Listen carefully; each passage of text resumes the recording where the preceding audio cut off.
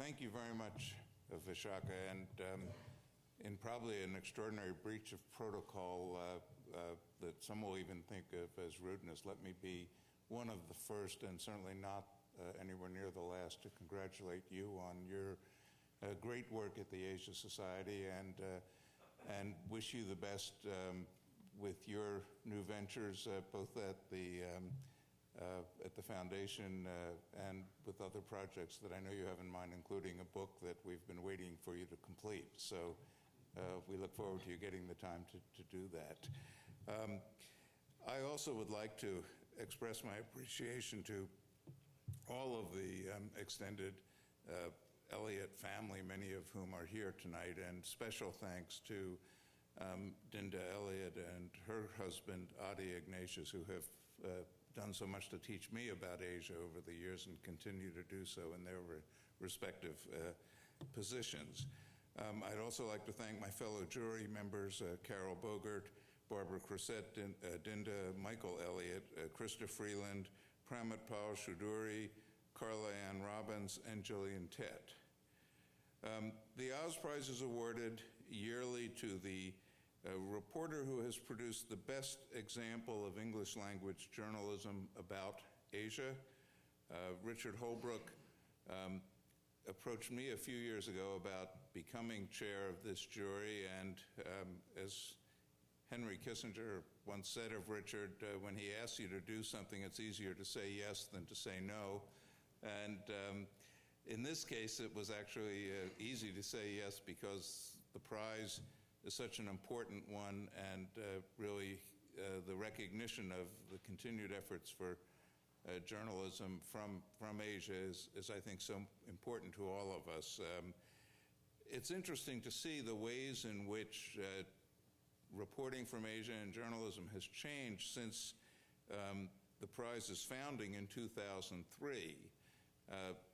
For one, many mainstream media organizations that had bureaus in Asia have cut back on them or eliminated the bureaus. There's been very much a migration from Tokyo, which was certainly the center of journalism in the years when I was in Asia in the 70s, to China. And I think most significantly at a time when traditional U.S. media in many cases have been cutting back, we've seen a flourishing of, first of all, freelancers who found that it's a great place to work, whether it's in China or with some of the publications like Bernie Krischer's Cambodia Daily that create opportunities for new outlets for journalism, and then also just a tremendous growth and improvement in some of the English language publications throughout the region. If you look at some of the things such as what Tony Spaeth is doing at Zhonga Yobo's English language edition in Seoul, remarkably improved over any of the English language publications that I was familiar with in Korea in the years, for instance, when I was spending a lot of time there. Tonight we are honoring April Rabkin for an extraordinary three-part series of stories she wrote for Fast Company magazine. At the same time, we're recognizing 5 finalists for the prize whose excellent coverage of Asia speaks to a vigor amongst writers, editors, and the outlets represented. I'd like to take a moment to list them. They are just a sample of many times that number of applications that your jury read through before making this decision. But the 5 finalists are a team of writers from Agence France Presse for selected coverage of Myanmar, Ron Moreau and Sami Yousafzai from Newsweek and the Daily Beast for their Afghanistan coverage. I'd also like to acknowledge and commend Newsweek's international editor, Tunku Varadarjan, who is here tonight. Thank you for joining us. Rohini Mohan of Tehelka in India for her series titled Coastal Wars. A team from Thomson Reuters for a series on Chinese stock scams. From that team, I'd like to recognize and congratulate Daniel Basis and Ryan Vlastelica, who are here tonight, and Andrew Higgins from the Washington Post for his series Power Grab, China's Quest for Energy. And now I'd like to turn to tonight's honoree, April Rabkin, and her prize-winning series, which she wrote for a magazine, Fast Company, that has not in the past been a regular contender for the prize or even a publication that had submitted work for consideration. In this respect, I'd like to especially commend not only Fast Company, but its very talented editor, Jeffrey Chu, who worked with April on the series, having thought it up in the first place. And Jeffrey, I think you're also here tonight. It's through Fast Company's leadership that this kind of outstanding work is being fostered, and I think a reflection of the general excellence of the magazine, especially in the years since Bob Safian has taken over as editor of the publication. April Rabkin's stories capture the flavors and nuances of the lives of real people in fast-changing China, from the angst of social networking behind the Great Firewall to newly rich billionaires who aim to be the world's biggest philanthropists, to the inner world of elite Beijing high school students. The jury was impressed by her deft and engaging writing and by her insightful look at the human side of one of the biggest social and economic transformations of our time. April's work for Fast Company began in 2009, but she first moved to China when she was 17 in the late 1990s. She has spent the majority of her time reporting from China, but has also done reporting stints from Afghanistan, India, and Burma. On behalf of the Oz Prize jury, I'm delighted to present April with the 2012 Osborn Elliott Prize for Excellence in Journalism on Asia. Without further ado, I'd like to invite her to the stage to accept this award.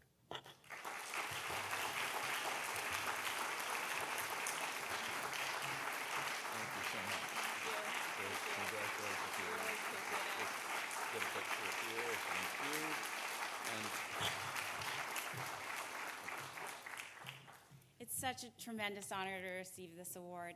Thank you so much to Dinda, Diane, Inger, Alec, and the Elliott family for your support and generosity and for continuing the Oz Prize in the name of Osborn Elliott, who was an editor at a radical juncture in American society.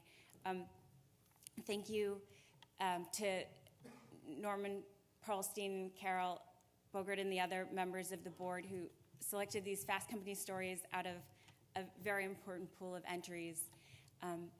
And most of all, I'd like to thank Jeff Chu, the most talented editor I've ever had the chance to work with. I think he's here tonight, and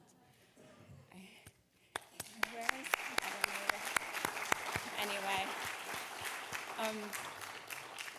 it means a great deal to me to receive this because a lot of the journalists I looked up to most have also been named, such as Barbara Demick for her work on North Korea. Actually, I first heard that I was nominated a couple months ago when I was in northwestern India, and I had just been kicked out of a university for asking too many questions during an interview for Fast Company. It was exhausting and frustrating, and getting this recognition gives me energy and determination to keep doing this kind of work. So thank you again, and thanks to everyone for coming to hear the panel.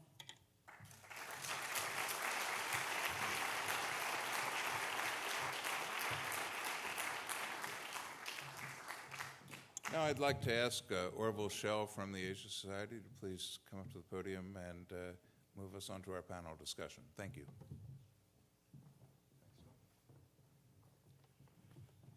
Well, thank you, Norm. It's nice to be here, and congratulations, April, on your nice series. So there's always much to talk about when the subject of China comes up, and we're joined here tonight by a number of really wonderful panelists. We'll have April, and of course, Marcus Brauchli, who now is the editor at the Washington Post, formerly at the Wall Street Journal, where he did a long stint in China as bureau chief and then subsequently as editor. We'll be joined later by Carroll Bogert, who... She's here. Miraculous. There she is. Okay. Hi, Carroll. We will be joined immediately by Carroll Bogert, who was a Newsweek correspondent in China for many years, and then went to Russia, and now is working at Human Rights Watch, where I would think it's fair to say that they're doing some of the best journalism being done.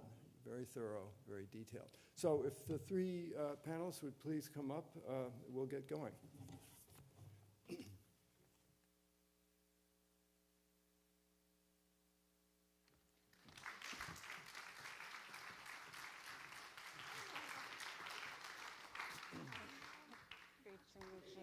you. So the title of this august assembly is Mystery, Mayhem, and the Media, the Challenges of Covering China. This is one topic that never seems to go away. Maybe, April, since you have just won this nice award, why don't you tell us what kinds of changes you've seen in the time that you've spent in China, and particularly covering China? I mean, in terms of the media's ability to cover that country. It's a teeny little question. It's a teeny little question. It's still in some ways as difficult as ever. There's so many challenges. Of course, the most obvious being legal issues. It's really hard to get a journalist visa to cover China sometimes. As most people know, you have to get accreditation. You have to submit an application in order to do interviews legally. And I don't have that, and a lot of people don't. But there's another. But beyond that, there's possibly even more pervasive is a challenge is just a sort of a social opposition to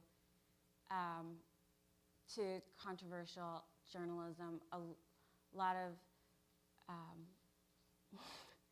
of I would say that because there's not so much freedom of speech.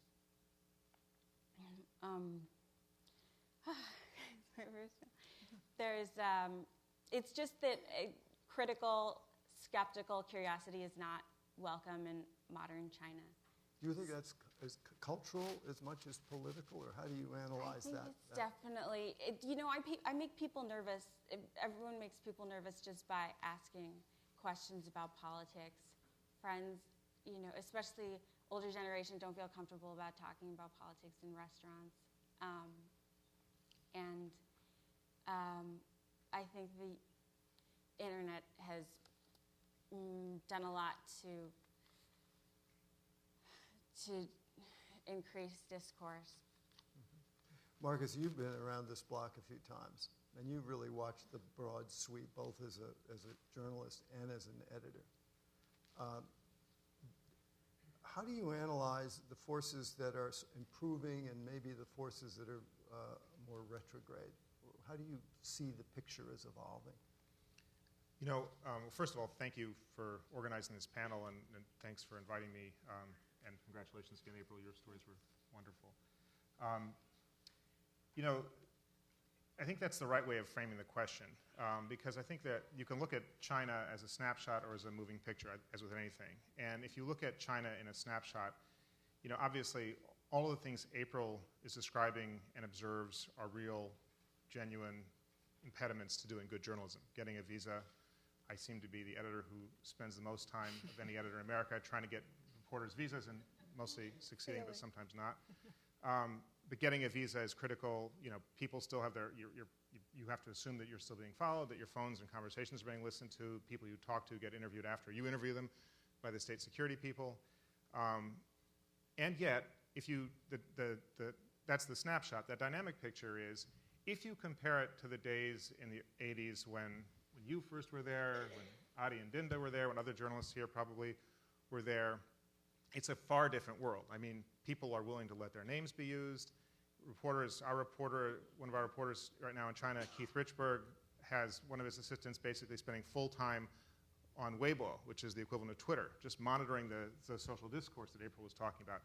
And there is a lot, the information is abundant, and that's on the political, social level. On the business or economic front, you know, when I first moved to Hong Kong in 1984, there were these Jesuits in Hong Kong. Laszlo Ladani, yeah, who worked out in Kowloon.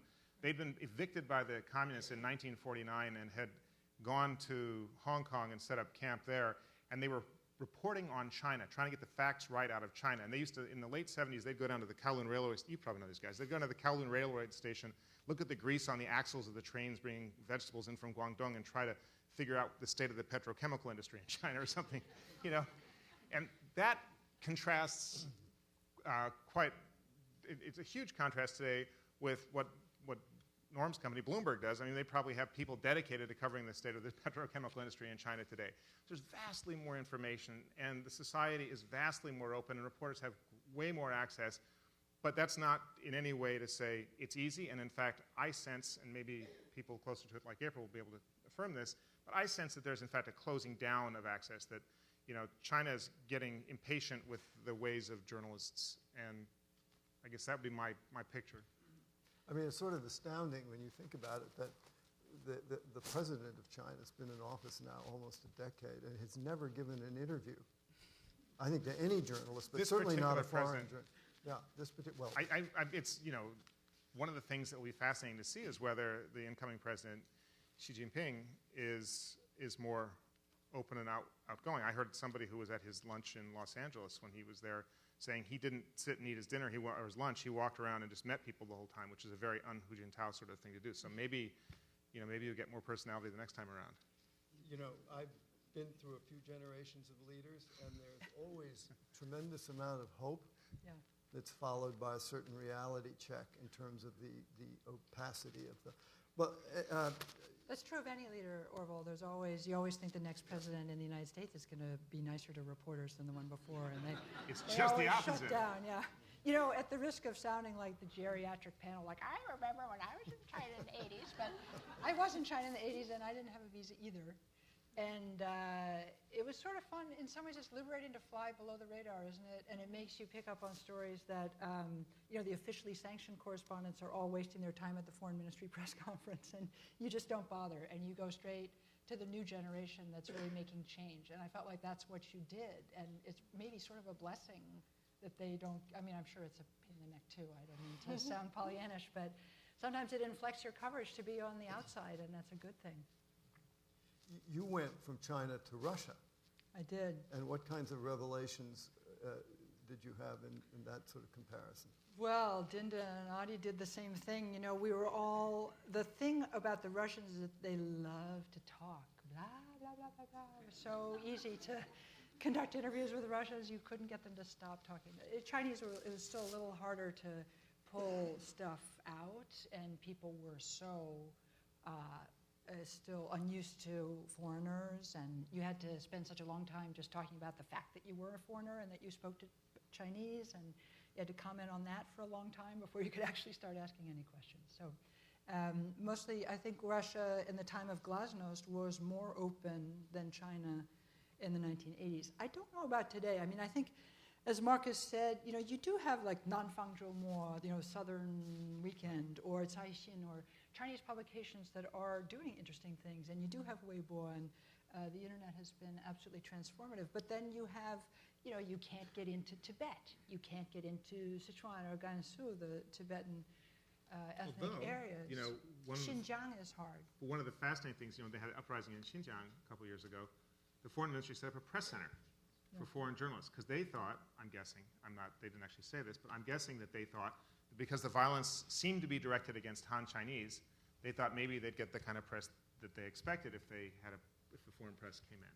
Yeah, but you know who also interestingly set up a press center, I understand, is the protesters in Wukan, you know, the village that kind of rose up against its local officials. And they had like a sort of underground railroad for foreign correspondents to get in because they'd been blocked off. And I think that's a very interesting development, the idea that even Chinese villagers recognize the importance of the foreign ministry and foreign media, and the reporting that foreign reporters can do about events in China is significant for people inside China too. That's a really new development. And that level of awareness of the foreign media and sophistication, it was unthinkable in the old days when Marcus and I were there.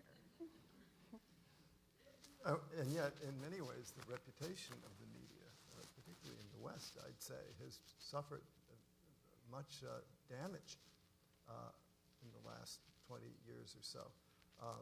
And I think, in a certain sense, the paradox is many Americans find themselves almost agreeing with the Chinese that the media is, in a certain sense, a negative force. Oh, Orville. Well, I'm just raising it. April, do you want to handle that one? Yeah. Well, that's how a lot of Chinese people tend to see the situation. But speaking from, I was in Wuhan with these activists who had organized and captured the attention of the international media, and as a result made the Chinese government, the central government, or at least the provincial government, take notice. And it was, I think that China has both, still very few people do read the foreign media in China. They say that to really understand China, you have to learn English. But local activists have gotten, and the government have gotten so much better at working with the foreign media. I think one case was Wuhan, another is Chen Guangcheng, and also Ai Weiwei. Actually, Bo Xilai was it was so interesting to watch the coverage of the downfall of the mayor of Chongqing, because there were just these really salacious stories that came out in the first couple weeks, and about somehow, I think the Chinese government somehow diverted the international media's attention to this affair between Bo Xilai's wife and this British guy who got her son into boarding school in Britain. And it seemed to go, the Chinese government has often done that with its own people, blamed after the downfall of a leader, they'll scapegoat the wife to maintain the integrity of the reputation of the leadership of the party. So they took the sort of attention off Bo Xilai and put it on this salacious affair. It was sort of similar to when after Mao Zedong died, and they put his wife on trial. And I thought it was really one of the most most interesting times when you could see the Chinese spin masters manipulating the international media. I want to note, Orville, that tonight is the Oz Prize, the Pulitzers, the Peabodys, and the Webbies. They're all today. I don't know what cosmic convergence landed this day, all of these journalism prizes, but there is still actually a lot of really good journalism being done. Let's not weep too hard into our beer, and April is one great example, and there are more.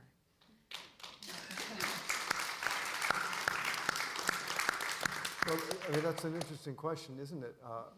The role that such prizes play, in a society to encourage good journalism, because certainly if you sit on a Pulitzer jury, you realize that the papers probably would never invest that kind of money unless there was such a possible celebration of that kind of work. I don't know, Marcus, do you, as you look at our coverage of China, do you find the paper has trouble now financially justifying it? Well, I kind of dispute the premise. I think that there are some newspapers that pursue Pulitzer Prizes in a fairly craven way that they But we're not going to name any names. No, I think that across the country there are such newspapers, and but I think that is not generally what I think reporters like to win prizes, like they do seek the accolades, but I think that most people who go into reporting and who are capable of winning Pulitzer Prizes are people who are pretty driven and passionate about what they do.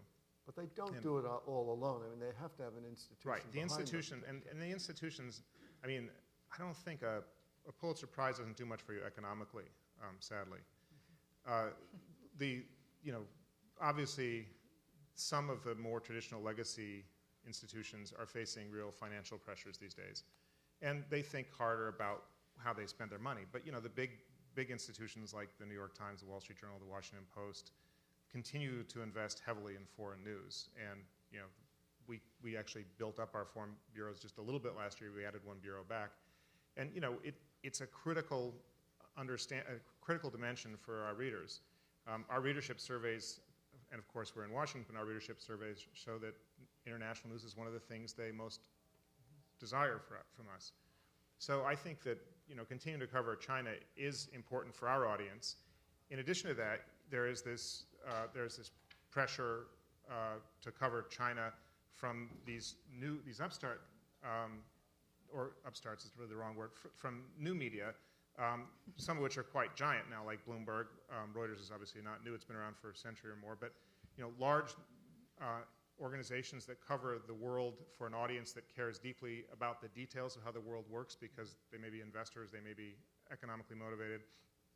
As I said earlier, I think there's more coverage, more granular coverage of China than there's ever been, and so I don't think you can make the case, as some people do, that there is not the great foreign correspondence that there once was. I think that there is great foreign correspondence across the board, all over the world.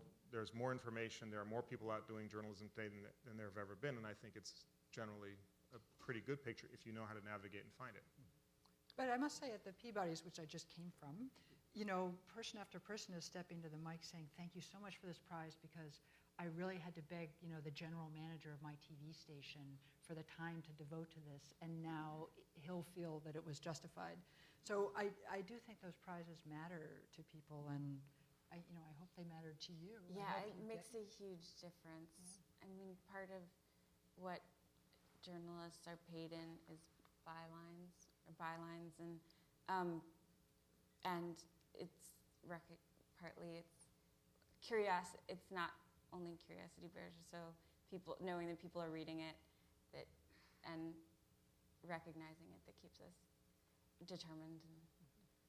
So what are you all aware of on the Chinese side that impresses you as very hopeful in the media, doing really good work, and that it's new? Maybe let's start with you, April. Okay, on the Chinese side. Yeah. This might be sort of an odd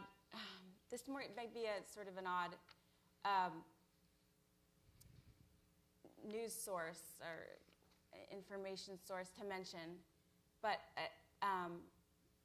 when I was asking people from all walks of life in Beijing what they thought of Chen Guangcheng, the activist, most of them had not heard of him, even including students at Beijing University.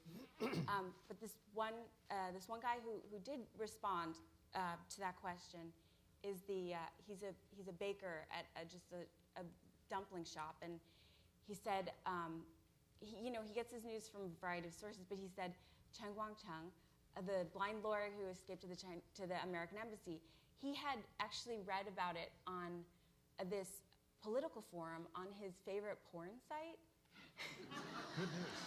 And apparently this site has just learned some really great techniques of getting around the Great Firewall of China, and as a result, they've used those to create a really vibrant forum, and a lot of people sort of are on their email lists, just constantly sending out notices about their new web address. Oh, so, new idea for the Human Rights Watch website. That's awesome.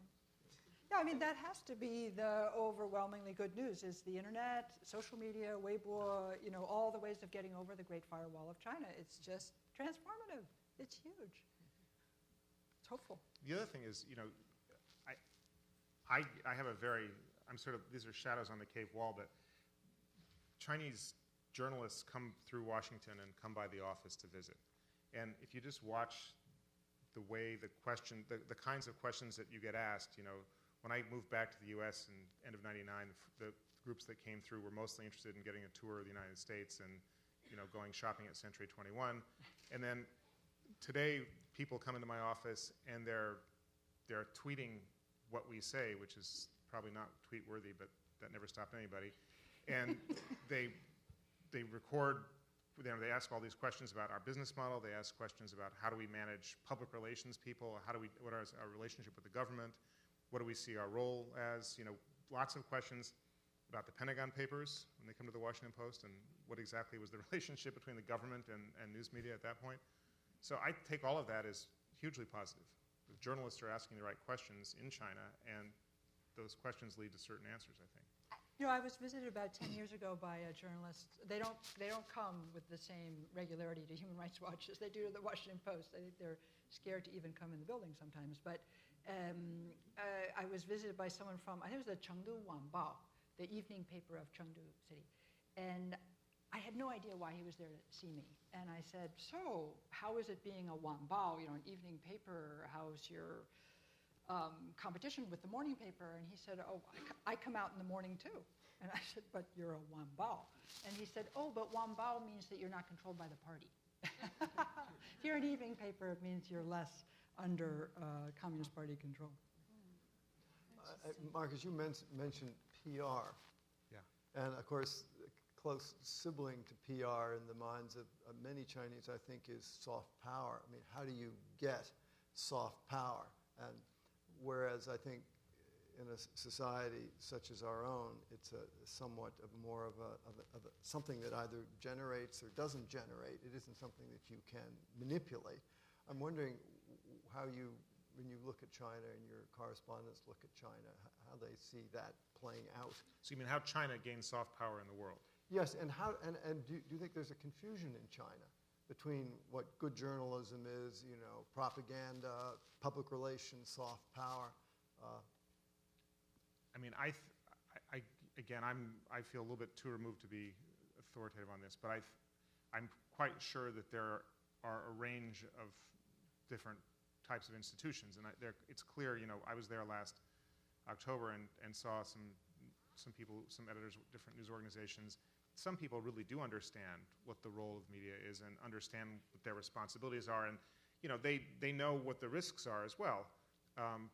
But it's like when the high-speed rail crash occurred last year, there was a report, I think in the Wall Street Journal, that some newspapers, not only did they get the instruction, not only did they report that they got the instruction from the propaganda people not to discontinue reporting about this thing. So then they caused one problem by allowing that to get out, the fact that they'd received this instruction not to report about it. But then some of them kept reporting about it anyway, even beyond the point they were told to stop reporting about it. And again, I think that's a sign that you have serious journalists thinking hard about what is the role of a journalist in society. And while it's by no means universal, and while the state still controls the media and can exert influence, it's a vast country, and there's a lot of people, whether in Southern Weekend or Caixin, that are doing really interesting journalism. I think serious journalists have as strict restrictions as ever, but I think they're getting. And in some cases, the government's techniques of censorship are a little more sophisticated. But the journalists are still able to express themselves outside of these constraints. For instance, on Weibo, on the Chinese knockoff of Twitter, a couple weeks ago, the mainstream newspapers were all forced to run these very scathing attacks on Chen Guangcheng, saying he was a tool of the American government and like kidnapped by the embassy. I don't even. just ridiculous statements like these. And one of the editors, no one even knows who wrote this, but it was a Weibo confession, an apology on someone on the Beijing News official site posted this really really tragic photo of a clown after like backstage after the circus was over, smoking a cigarette, smeared makeup, and the caption was, "We take off our masks after the day is done and apologize to our true selves." And it was really indirect but poignant, like insight into what journalists are, how they feel about their constraints. You know, I thought one really fascinating example of Chinese soft power came from Andy Higgins' runner-up piece, where he has a vignette from the African Union is meeting in Addis Ababa, and Sudan and the newly independent South Sudan are at loggerheads and fighting over oil, and they each are in the middle of negotiations, have a cell phone to their ears, and they're talking to a Chinese diplomat who is really, that's the kind of thing that an American diplomat would once upon a time have done, and they do still do, I think, at the African Union. But that's the kind of role that China is poised to play in the world, and should play in the world, given its oil interests in Sudan and given its role in Africa. And I think they were as interested in repairing the fragile peace between those two countries as any of us on the outside. That's a good thing. How do you think, you three think China is doing on the soft power front? They're putting an enormous amount of energy into it, and particularly into expanding their global sort of media reach. Is this successful? Lots of people are going to work for CCTV because right. they got fired from CNN. But, you know, look, you can't, it is what it is. I mean, nobody made up the Chen Guangcheng incident, and no amount of PR can backpedal out of that. And, you know, China can sell itself as a benign soft power on the world stage, but if they're not doing it at home, it's not like they're going to fool anybody. So, you know, part of the Joe Nye idea of soft power is that America is a democracy and we have a good story to tell. But China has a bad story to tell. It's not a democracy, and you can't sort of make up what isn't there. So I think they've taken a huge, two gigantic black eyes this year between Bo Xilai and Chen Guangcheng. The question I'd like to know the answer to is, what is it like in Asia right now? You know, how is China perceived? If you know, whether in immediately adjacent countries or further afield, you know, the South China Sea disputes must rankle the Philippines, Malaysia, Vietnam, everybody. And you know, I don't see how, you know, I don't know how you get around that in terms of exerting soft power. But that's what people read in their papers. You're basically insisting that an island that's 100 kilometers off of an existing Philippine island is actually Chinese. I don't know how that any other argument would work with the Filipinos, make them feel benignly toward you. And from within China, there's no sign of soft power. For the past couple of weeks, the CCTV has really been beating the drumbeats to war with the Philippines. And there, you know, people I talked to, like the guy who had a lot of sympathy, the dumpling shop baker who had a lot of sympathy for Chen Guangcheng and watches porn, had also agreed with the Chinese government. He said, yeah, we got to go to war. We got to defend our sovereign territory. And yeah, it doesn't look like soft power when you're in China watching. So do you think in China that the media has had a salutary effect on the way people view the world? Or are things sort of up and down and just unpredictable? I mean, are we making progress in the sense of the great promise of media to inform? Within China? Yeah. I mean, we can ask the question about America as well, Right. and I hate to think of the answer of it. I don't think I know the answer to the question about China. Well, I answer think about so. America, Marcus. You're an editor. Wait, let's hear the answer about China. All right, but don't forget to answer on America. You mean, is the foreign media making a big impact on? No, as Chinese the media. evolution of the media to be more open, providing more information, has it actually had a good effect in sort of enlightening society and opening society? Definitely. I would say that what's gone far and beyond the evolution of the media, newspapers and magazines in China is the internet, though, because it's just a platform for civil society that hasn't existed ever before. So, and it's still very much controlled. There are a lot of levers that the government can pull to diminish conversations in ways that are almost undetectable to the average reader or micro blogger, but still just the active conversation, I think, so it's a very individual media is changing people's attitudes. So. And Marcus, how do you think we're doing here in this country? In many ways, we fancy ourselves as the model of in-depth, thoughtful coverage. And yet, when you look around the American landscape, how do you assess our state of grace? I don't know that there's a really simple answer to that question. I think I think people want. There's a narrative line that journalism isn't reaching people anymore. That everybody is focused on, in politics especially, just partisan, rancorous debate, and it's all rhetoric from this side or rhetoric from that side. And goodness knows we see plenty of that, and I get plenty of the emails from people who feel strongly about things we write on politics.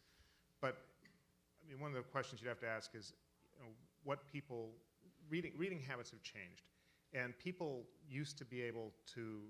People used to have only a certain diet of information available to them. If you lived in a small town in the United States, what you had available to you information-wise was what your local newspaper could provide to you. And most local newspapers probably didn't provide great depth on very much. And they might get the AP, they might even get the New York Times, the LA Times, Washington Post news service, but they couldn't go deep, and they probably didn't have really great substance. Today, if you live in any town in America with an internet connection, you can go as deep as you want to go on any subject. People's habits have changed. People no longer start their day by reading, a newspaper which is sort of beginning to end the briefing you need for that day. In fact, they may want to go really deep on the area that interests them, and they may not care that much about all the other things that pass them by that they once might have read. And I'm not sure that that's necessarily a bad thing. I mean, there's a line out there that somehow, what's going on today with information and the way young people are consuming information is somehow bad for our democracy, and I don't buy that. I think that people will seek out the information that they need in order to make good civic or economic decisions because the motivations they have are very powerful. And I think that they do that today. I think that if you ask the average person in his early 20s who voted for Obama in 2008 how much he knew about Obama or about Obama's platforms or ideas, I suspect that person knew as much or more, probably vastly more, than the average person in his 20s in 1968 who might have supported Eugene McCarthy or some other candidate of hope and promise, because the information was out there and because it's conveyed much more effectively. I also think that we never knew what people were reading when we published our newspapers 10 or 15 years ago. I mean, I sat in Shanghai or write a 40-inch story about General Motors coming into Shanghai, and I assumed that every one of the 2 million subscribers of the Wall Street Journal was reading that article. And then I came back and I got the readership report that Norm probably commissioned when he was editor of the Wall Street Journal that showed, page by page. We did this thing every year where you look through and with 100 people and ask them what they actually read, and you find out that once you get to page 3, 2% of the people are reading the article. And we all like to think that that's what everybody's reading, but I'm not sure that that's true. I'm not sure that's valid. I think that people do seek out information that matters to them, and they go really deep now in the subjects that matter most to them. And it's a different way of consuming information, but I guess I think rather than bemoaning what was lost, we should look really hard at what exists and try to figure out how do you channel more information into the places where people are consuming it, and make sure that your news, if you do robust, credible journalism, that should appear where the audience is. you can no longer expect the audience to come to you to find it where you are. Yeah, I think these are like halcyon days for information and for journalism and media. This is a super exciting time.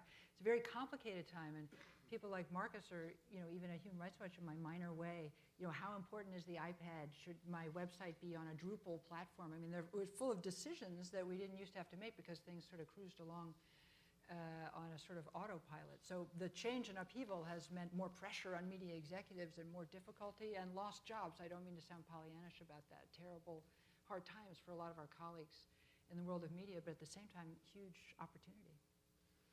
It's the Chinese often say that if people would only learn to speak Chinese and become more familiar with China, they would understand it better and they'd calm down and we'd have more understanding.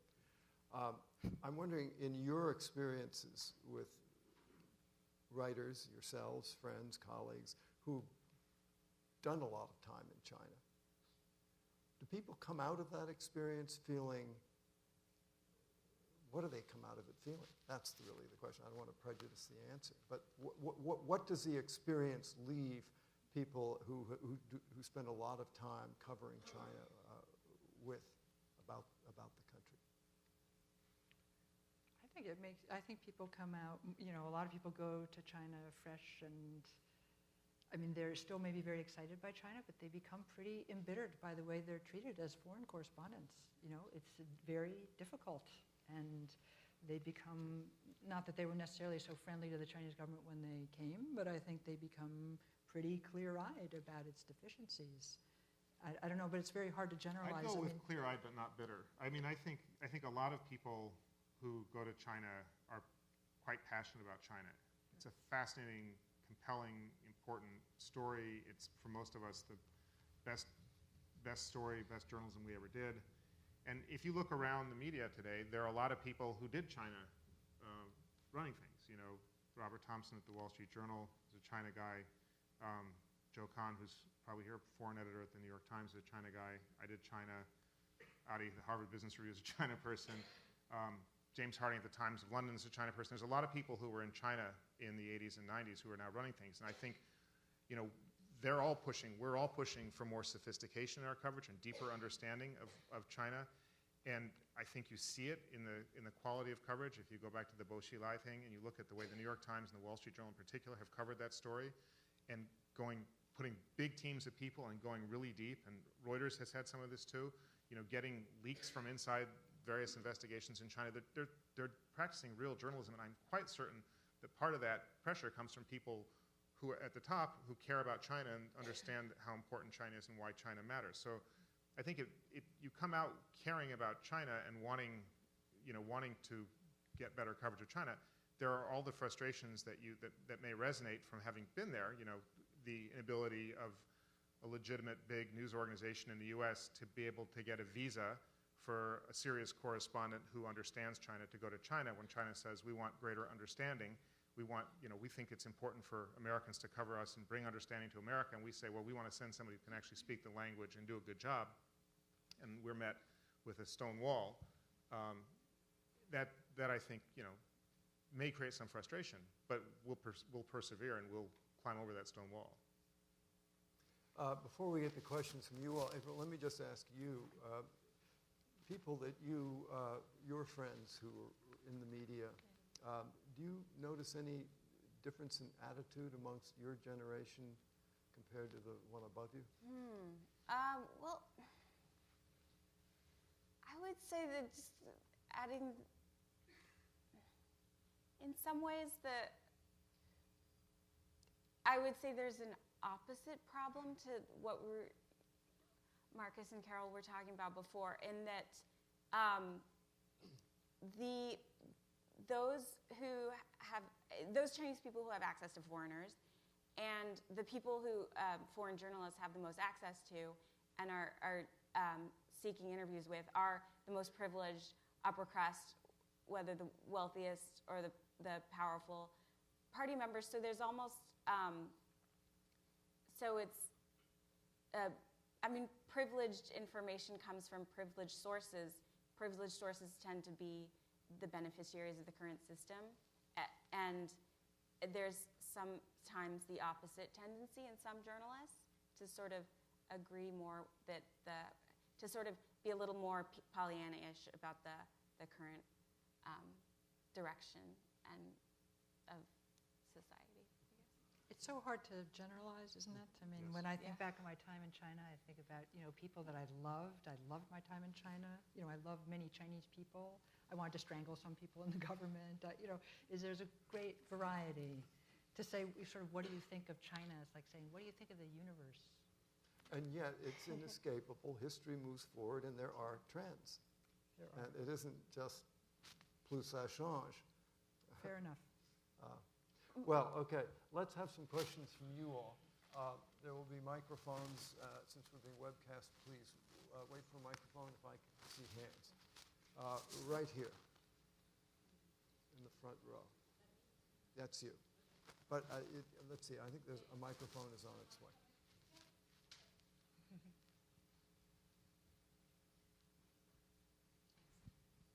Hi, I'm Dinda Elliott, and I wanted to have you all talk about how you think the Brauchli incident is going to affect the Chinese press. I mean, Marcus, you talked about these Chinese journalists coming in, taking careful notes of everything that you're doing, and the Chinese press has, we all know, become increasingly sophisticated.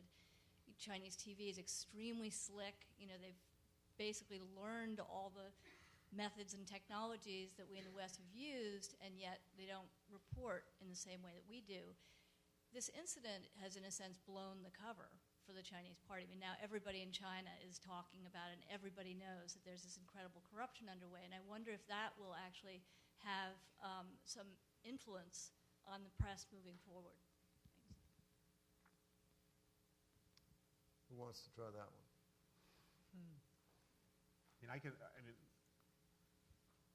So I'll start by saying I don't have any idea. But I would surmise that, the way the Chinese press has been allowed to work in the last couple of decades is the issues that the government is concerned about, the press is allowed to write about. So press can cover environmental problems. Press has been allowed to cover corruption to the extent that corruption doesn't get too close to real centers of power. And even some human rights issues the press is allowed to cover if they're the right human rights issues at the right time. So this is a really interesting moment because here is this corruption case, and it's really juicy, but it obviously gets awfully close to the center of power. On the other hand, you could argue that the power center is served by abundant coverage of this particular case because it shows, how right Beijing was to intercede and remove Brauchli and arrest his wife. But if you start pulling that thread and it unravels more than you hope, then, so I don't know. Okay, next question. We don't know, Dinda. But thanks for asking. Right It's a here. really good Is Mike question. still down here? Is there someone back there? Next one will be it. In the back. Hi, Chen Guangcheng, China Daily. You have a question for Marcus, and I'm starting from what Orville talked earlier about news media function to inform the public.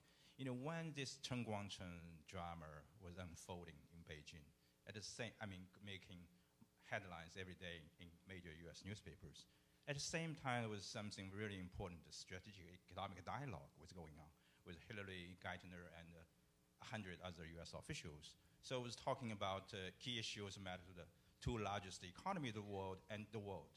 So I don't know, is that decision made because you really don't see much coverage on this dialogue, during those days?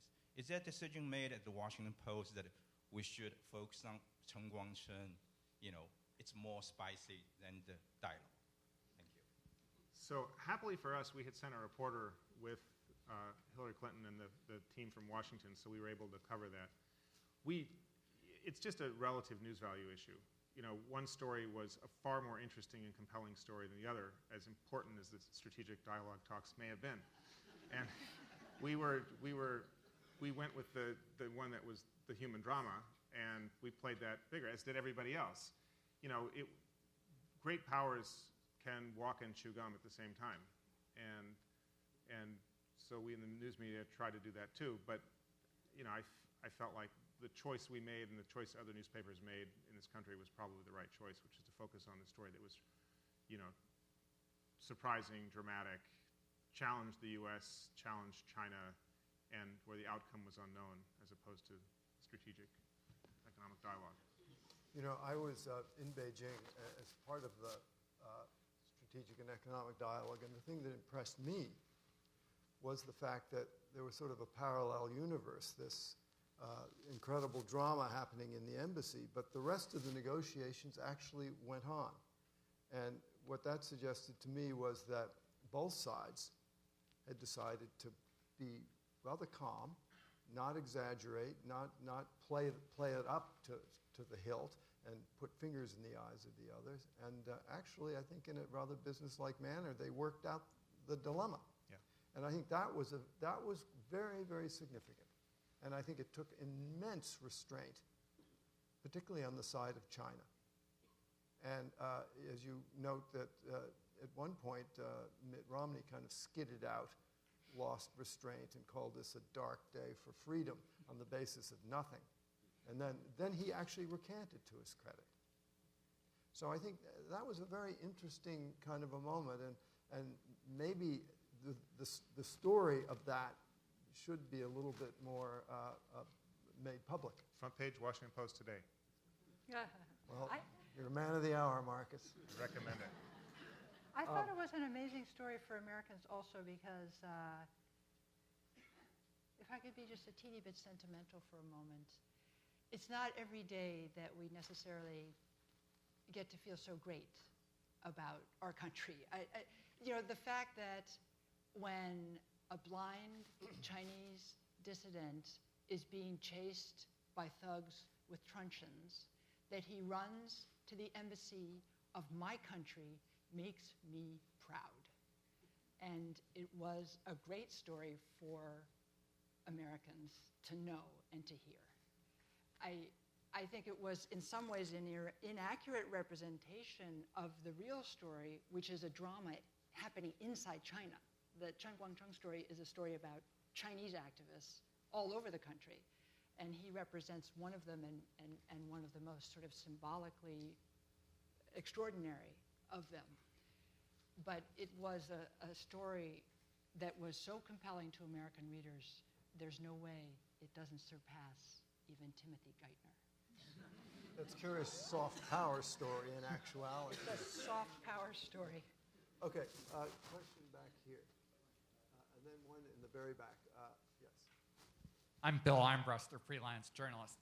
I wanted to ask, how serious is the repression of journalists in China today? How does it compare with, say, 10, 20, 30 years ago? Chinese journalists, you mean? Yes, Chinese journalists. It's, I would say it's a lot more sophisticated.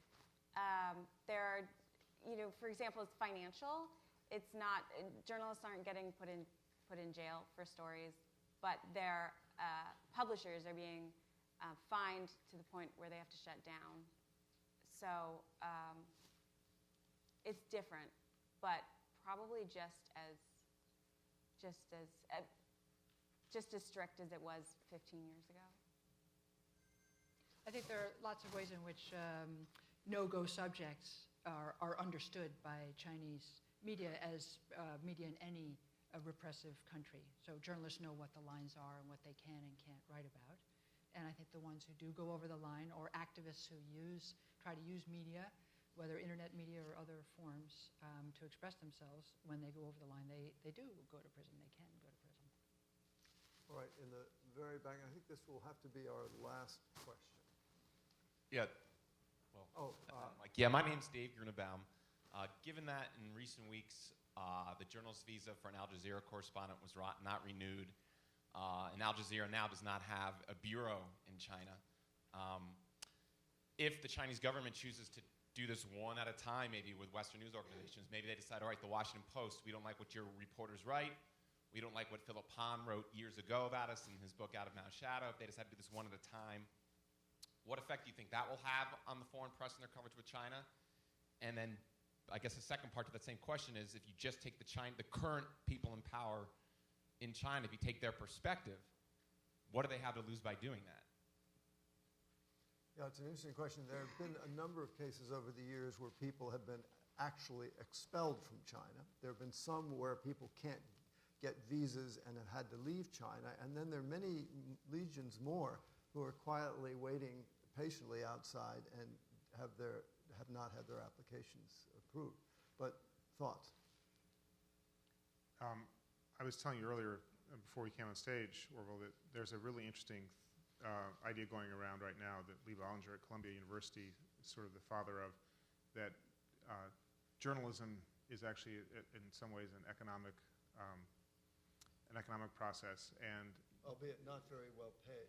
as it happens. But we are in the business of collecting information, and it's essential to our business. And you could make the argument, and it's an interesting argument to try to make, that these are trade infringements in a sense. If we can't go to China to collect information, then we can't conduct our business the way we'd want to conduct our business in a free and open trading environment.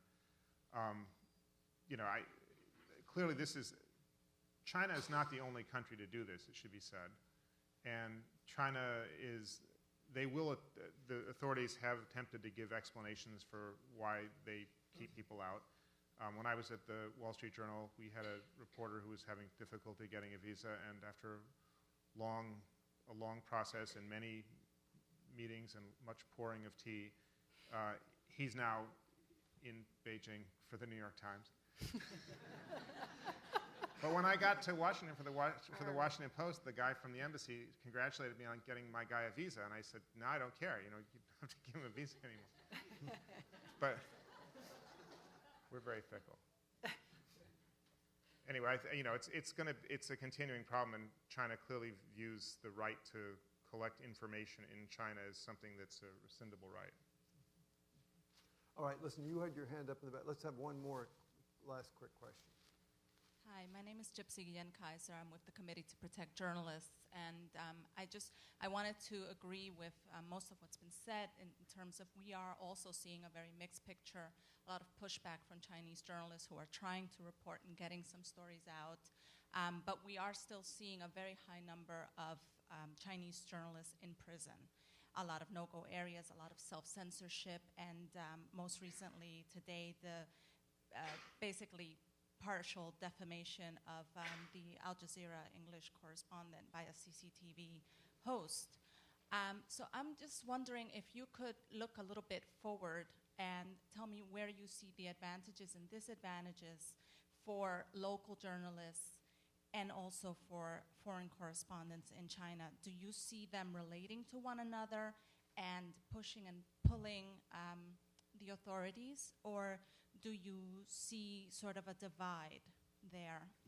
What are the pluses and minuses that you see in that duality? Well, one interesting fact is that still Chinese citizens cannot work as reporters for foreign news agents. They can work as sort of information gatherers, but not as fully fledged reporters. But your thoughts?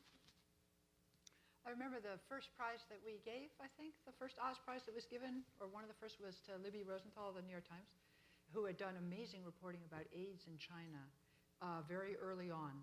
And her reports had been translated into Chinese and read by in Sankhao Xiaoxi, the kind of internal party better information newsletter thing, and had really kind of had an effect on the Chinese leadership and helped to inform them because, reporting in China was not so good and they didn't have as good information as they could get from Libby Rosenthal. So I think the world is smaller all the time. People are better aware of what everyone is writing. Things are more quickly translated on Google. You can know instantly more or less what's being said in an article, even if your Chinese characters are really, really rusty, right, Marcus? I think the drama, though, in China, it's a Chinese drama.